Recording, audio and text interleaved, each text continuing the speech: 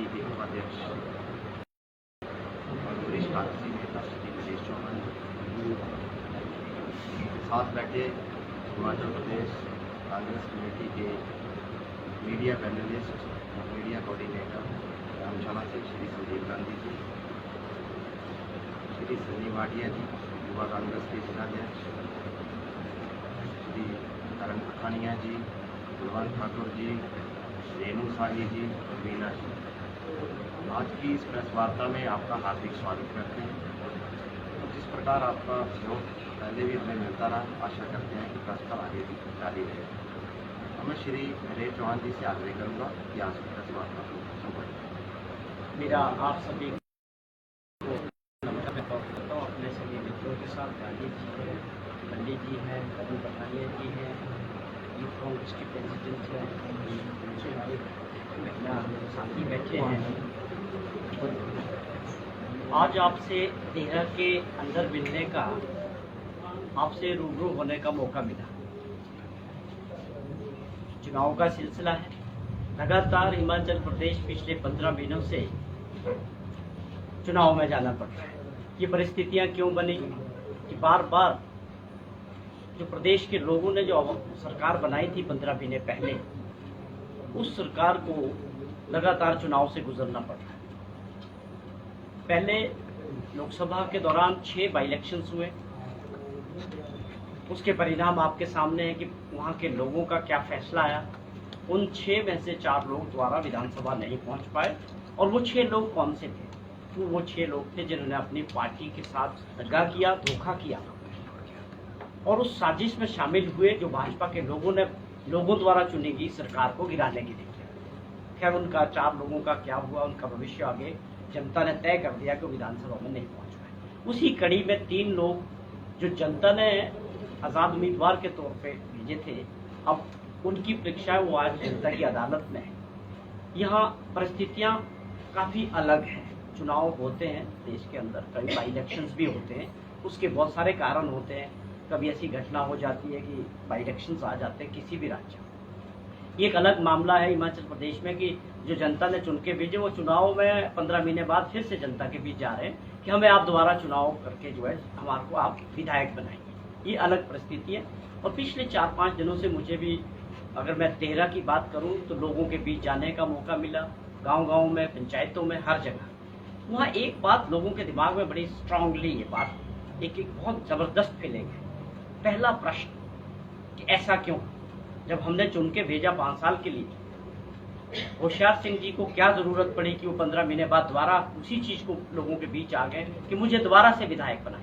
लोगों का ये बहुत बड़ा प्रश्न है। जो मतदाता है उनका ये प्रश्न है कि हम बिल्कुल पूछेंगे, हिसाब लेंगे कि ऐसी कौन सी वजह थी कि आप 15 महीने बाद दोबारा वही काम करने को, और जो सरकार पे और जनता पे जो बोझ डाला आपने, ये क्या कारण थे? कौन सी डील आपने तय की? क्या वजह था आपका? बहुत बड़ा मुद्दा है ये जनता के बीच और वोटर्स के बीच। ये जवाबदेही होशियार सिंह जी को, अपने मतदाताओं को, या आशीष शर्मा को, या केएल ठाकुर को, सबको बताना पड़ेगा। देखिए, जनता, मतदाता जागरूक है, वो सब समझता है कि हमने 15 महीने पहले क्या किया था और 5 वर्ष के लिए किया था, सरकार बनाई थी। आपने जो है लोकतंत्र का, हमारे वोट का जो मजाक बनाया है, उसका जवाब जनता की अदालत में होशियार सिंह जी को भी देना पड़ेगा।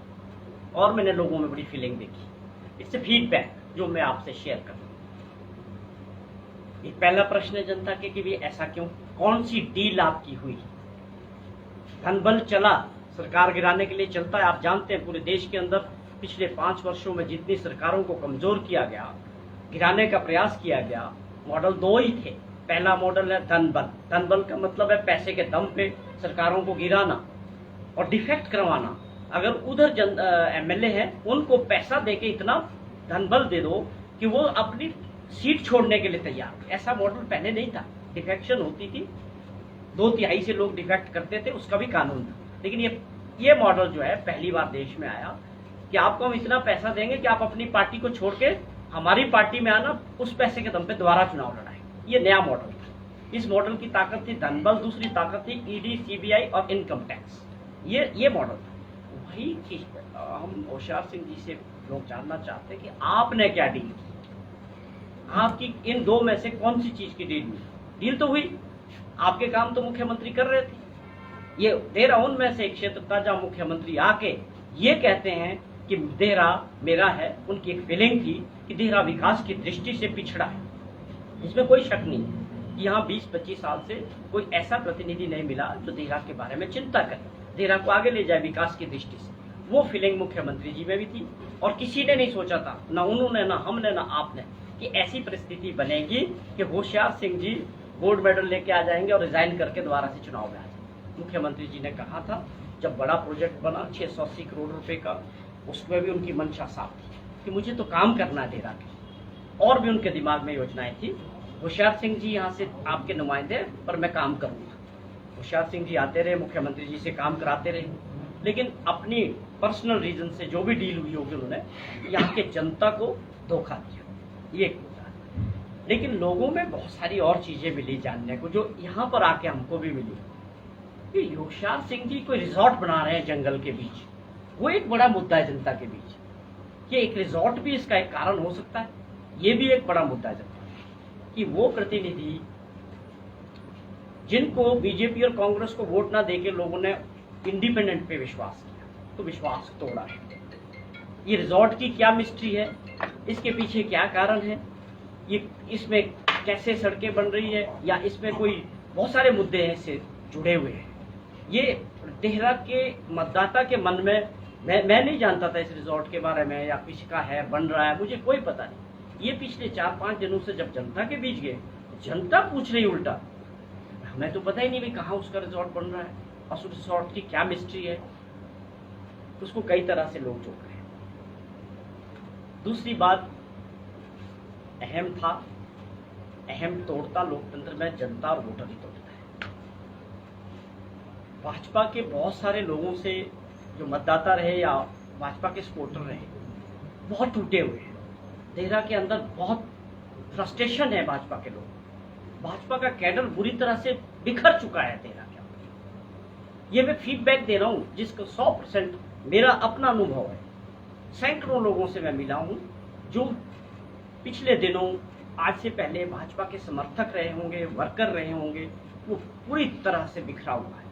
आप नेताओं की बात करें या कार्यकर्ताओं की बात करें, मैं मिसाल के तौर पे आपके सामने है, द्वाला साहब के कितने इंटरव्यूज छप चुके हैं, बिल्कुल वोकल होकर साफ तौर पर उन्होंने कहा कि हमारे साथ जिसने जैसा बिहेव किया है हम उसका बदला लेंगे, जितनी हमारी ताकत होगी हम पूरी लगाएंगे। लेकिन जिस व्यक्ति ने पिछले 7 साल हमको ह्यूमिलेट किया है भाजपा के कार्यकर्ताओं के साथ, ऐसा बिहेव कभी नहीं हुआ जैसा होशियार सिंह जी ने किया। जलालत की है उनकी, कार्यकर्ताओं की, नेताओं की। द्वाला जैसे व्यक्ति जो ऐसी परिस्थिति में मंत्री भी बने, लेकिन वो फिर भी इतने कट्टर थे भाजपा के कि वापस भाजपा में आए और भाजपा के साथ जुड़े रहे।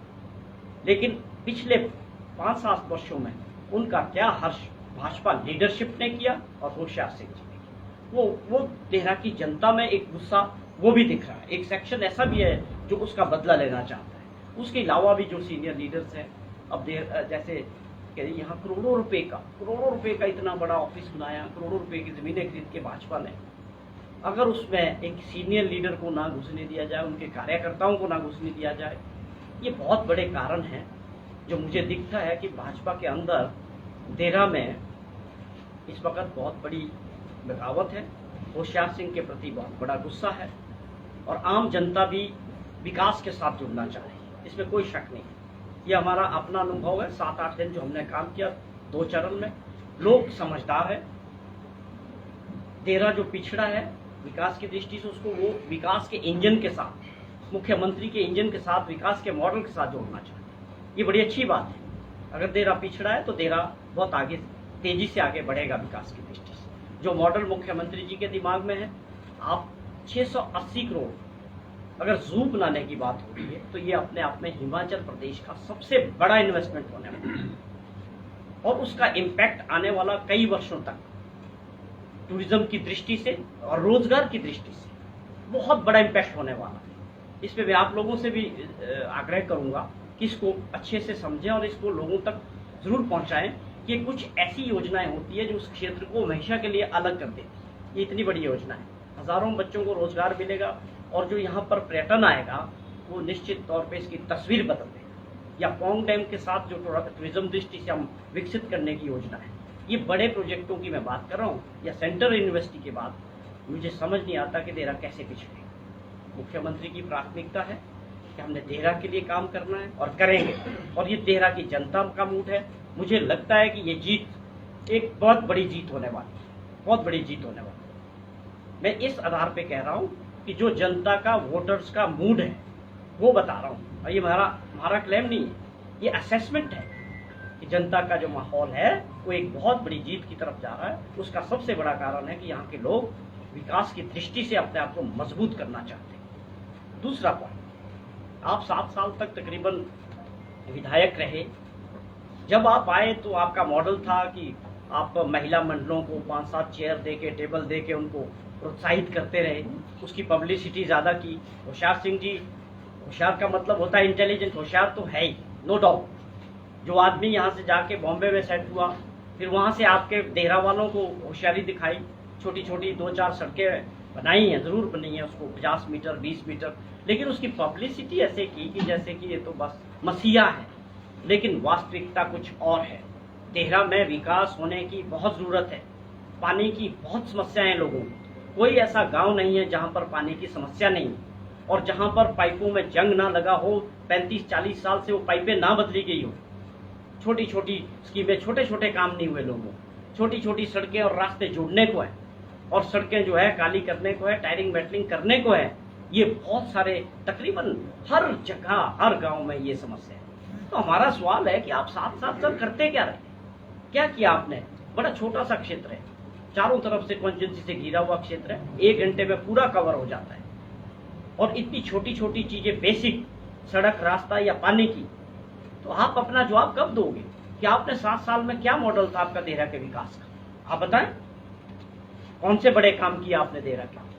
जब काम होने लगे, मुख्यमंत्री जी के साथ, आप सरकार के साथ जुड़े, तो आपने धोखा दिया, मुख्यमंत्री जी को भी धोखा दिया और अपनी जनता को भी धोखा दिया। तो आज जनता उनको सबक सिखाने वाली है, होना भी चाहिए।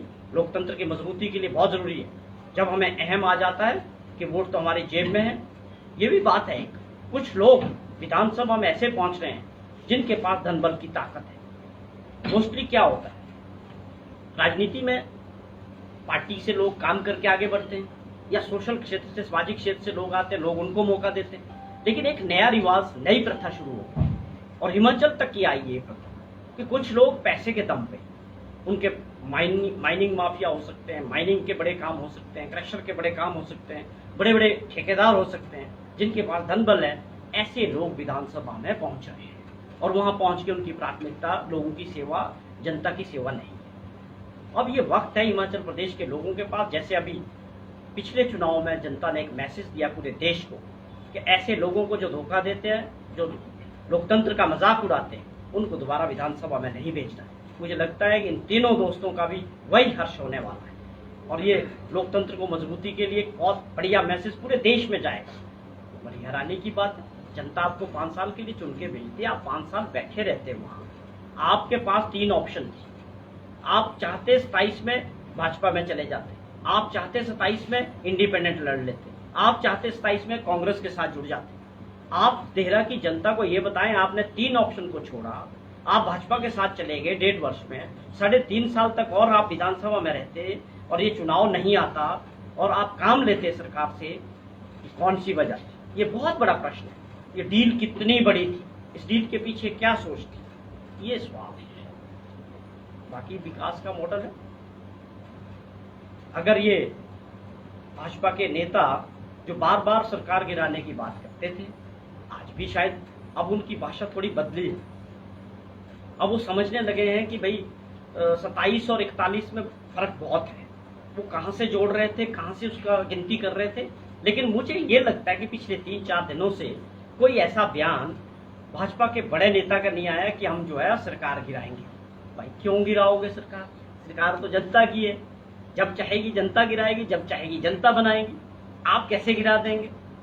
आपने तो किया था अटेम्प्ट, वो फेल हुआ है मॉडल हिमाचल प्रदेश में। तो ये बातें हैं जनता के जहन में। अब अंतिम चरण की तरफ चुनाव जा रहे हैं, हमें ऐसी भी बातें मिल रही है सुनने को कि धनबल का यूज कर रहे हैं, कोशिश हो रही है, पर बहुत सारी ऐसी एग्जाम्पल्स हैं। मेरे पंजाब के बारे कोई जानकार थे, पंजाब में जो चुनाव में खर्चा होता है बहुत ज़्यादा होता है, आप सभी जानते हैं। उन्होंने भी खूब दिल खोल के पैसा खर्चा किया, लेकिन बाद में सफलता नहीं मिली। हर बार आपका पैसा काम नहीं करता है। आप पैसे के दम पे ये सोचें कि हर बार हम पैसे के दम पे चुनाव जीतेंगे, ऐसा बिल्कुल पॉसिबल नहीं है। मतदाता कई बार इनसे ऊपर जाके फैसला लेता है, और वही परिस्थितियां इस वक्त तीनों उपचुनाव में बनी हुई है। चौहान साहब, आप बोल रहे हैं कि ये होशियार सिंह ने कुछ नहीं किया, लेकिन भाजपा के वरिष्ठ नेता होशियार सिंह खुद बोल रहे हैं कि 650 करोड़ रुपए के विकास कार्य करवाए हैं देरा में। भाई साहब, मैं तो बोलता हूँ कि अगर मुझे इसमें से आधे भी दिख जाते तो देरा वालों को तो टेंशन ही नहीं होनी थी। आप बताइए वो है कहाँ है? हम तो तकरीबन होशियार सिंह जी के लिए एक और मैं बताऊं आपको, एक और बड़ी बात मिली जाने, कम से कम 10 जगह में लोगों ने मेरे से खुद शेयर किया कि हम बड़े आभारी हैं होशियार जी, हाथ जोड़ के बोला लोगों। मैं कहती वो क्यों? कहते जब बड़ा अच्छा किया कि उन्होंने रिजाइन कर दिया। आई स्वेयर इट, सच्चाई में बोल रहा हूँ, ये जनता की फीलिंग है जो हमसे शेयर की। मैं किस चीज की आभारी है? फिर इस चीज की आभारी है कि उनकी बुद्धि अच्छी चली, उन्होंने छोड़ दिया। मैं कहा इसको आपको फायदा? कहते जी हम तो विकास के साथ जुड़ेंगे, बड़ा अच्छा हुआ, हमारी किस्मत अच्छी। तो होशियार सिंह जी ने विकास कहाँ किया है ये हमें नहीं दिखा। विकास तो वो होता है जो दिखता है, जो बोलता है। सड़क बोलती है, रास्ता बोलता है, पानी की स्कीमें बोलती है।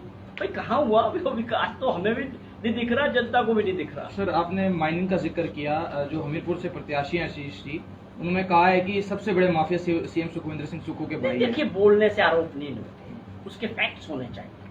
आपको मैंने एक प्रश्न पूछा कि क्या ऐसे लोग नहीं आ रहे? आशीष का कौन सा बैकग्राउंड है, कौन से दल में थे वो, कौन से समाज सेवक है वो? आपने पैसा कमाया, जैसे कमाया हमसे भी, उस पैसे के दम पे राजनीति में आना चाह रहे ना, वो कितना खतरनाक है ट्रेंड है लोकतंत्र के। आप और हम कैसे चुनाव लड़ेंगे आगे? क्या जिनके पास पैसा नहीं होगा करोड़ों रुपया, वो चुनाव लड़ने की बात ही नहीं सोच सकते? हमें इस ट्रेंड को तो रोकना होगा ना। ये केवल पूंजीपतियों का अधिकार बन जाएगा विधानसभा के अंदर। इस चीज को रोकने का प्रयास होना चाहिए। आप सिर्फ आरोप लगा देते हो मुख्यमंत्री पे। मुख्यमंत्री जी ने 40 साल स्ट्रगल किया है। 15 महीने में लोगों ने सरकार दी, 15 महीने में चैलेंजेस का देखें। पहला चैलेंज था सारा खजाना खाली छोड़ के गए जो ये मुख्यमंत्री थे 5 साल तक भाजपा के डबल इंजन वाले मुख्यमंत्री। मॉडल क्या था उनका? मॉडल एक ही था कि कर्जा लो, दुनिया भर का कर्जा हमारे और आपके ऊपर छोड़ के गए। 75,000 करोड़ रुपए का कर्जा, 12,000 करोड़ रुपए की देनदारियां जो देना था, कमिटमेंट थी कमीशन, पे कमीशन की, पेंशनर्स की और सरकारी कर्मचारियों की, आपने ढक्का नहीं तोड़ा। जिस दिन हमारे मुख्यमंत्री बने, हमारी सरकार बनी, खजाना खाली। दूसरा चैलेंज नेचर से आया। बरसात में ऐसी आपदा आई जो हमने और आपने कभी नहीं देखी, उसका पूरी तरह से मुकाबला किया, लोगों के बीच खड़े रहे। पूरे देश ने और दुनिया ने तारीफ की हमारी मुख्यमंत्री की और सरकार की। तीसरा चैलेंज आ गया कि आप जो है जनता द्वारा चुनी हुई सरकार को गिराना चाहते हैं, और बड़ी डंके की चोट पे बोलते हैं जो खुद मुख्यमंत्री, हम ये सरकार गिरा देंगे। क्यों गिरा देंगे भाई? आपको 15 महीने पहले आपको जनता ने विपक्ष में बैठाया है, आपने बड़ी ताकत लगाई थी, मिशन रिपीट की। आप जनता को चैलेंज कर रहे हो, लोकतंत्र को चैलेंज कर रहे हो, वो चीज होने वाली नहीं है।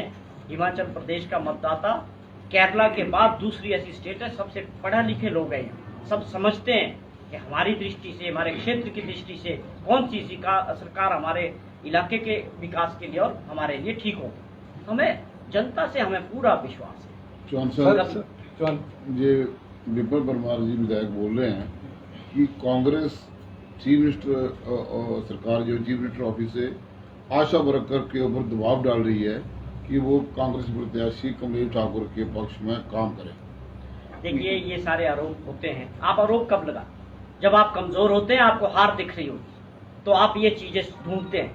जो मजबूत होते हैं, जिनको पता होता है, वो इन चीजों की बातें नहीं करते। लेकिन मैं एक चीज बता दूं कि पिछली सरकार जयराम जी नहीं चलाते थे, पिछली सरकार आरएसएस की चिट पे चलती थी, और बाकी जो काम बचते थे वो नड्डा जी से आदेश आते थे दिल्ली से। इसीलिए हमारे को और आपको खमियाजा भुगतना पड़ा प्रदेश को। 5 साल विकास की दृष्टि से हिमाचल प्रदेश पिछड़ा है। इस पे इन्होंने बहस करनी है, जहां मर्जी चाहें ये बहस के लिए तैयार। इस बारे में मैसेज सर्कुलेट हो रहा है सर आशा वर्कर को